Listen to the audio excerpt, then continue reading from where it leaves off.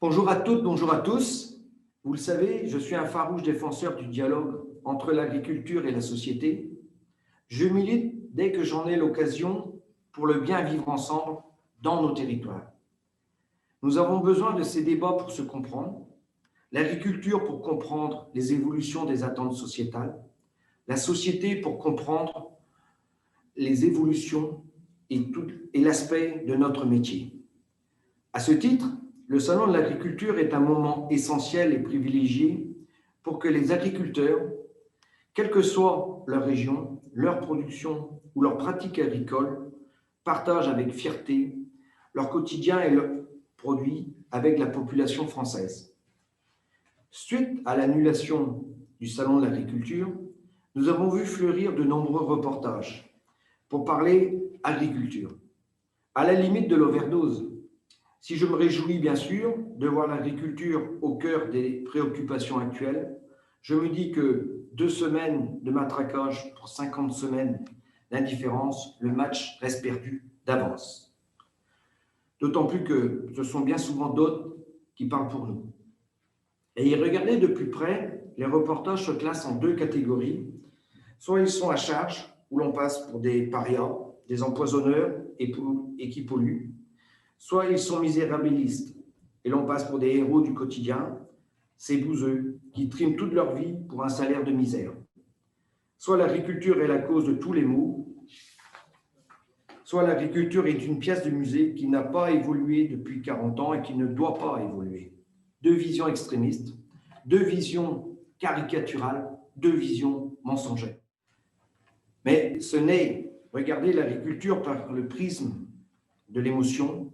Ces reportages utilisent une stratégie sentimentale pour nous diaboliser ou pour nous encenser. Nous n'avons pas besoin de ça.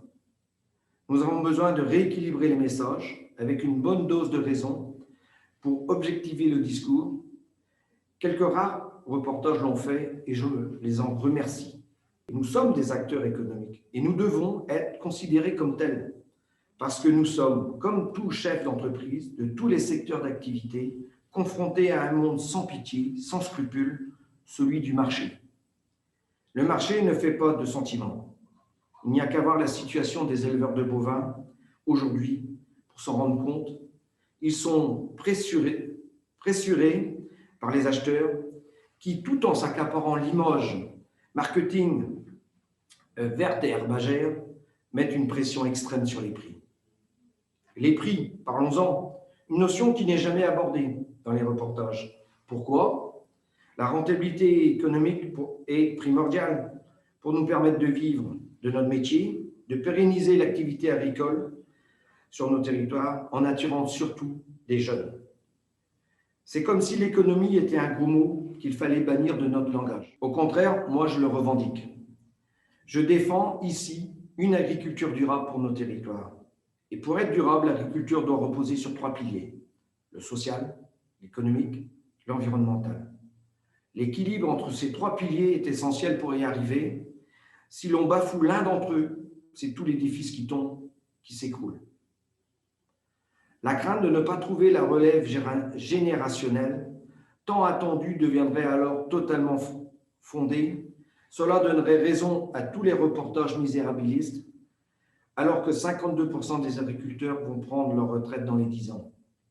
Pourtant, l'agriculture a toutes les qualités pour susciter les vocations, pour peu qu'on assure à nos jeunes, nos futurs paysans, premièrement au niveau social, des conditions de travail comparables aux autres secteurs d'activité et une reconnaissance légitime de la société. Deuxièmement, au niveau économique, des prix qui couvrent les coûts de production, les investissements nécessaires à la modernisation des exploitations et une juste rémunération du travail. Et en troisièmement, au niveau environnemental, les moyens de relever, comme leurs aînés avant eux, les défis climatiques et environnementaux en apportant des solutions concrètes et innovantes dans un cadre réglementaire stable et lisible.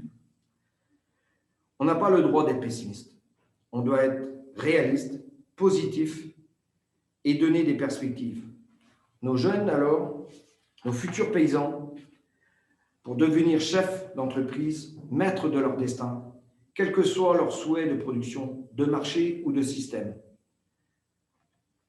Fiers de leur métier, c'est à cette condition que nous garderons une agriculture et des paysans finistériens forts de leur diversité et de leur talent. Merci de votre écoute.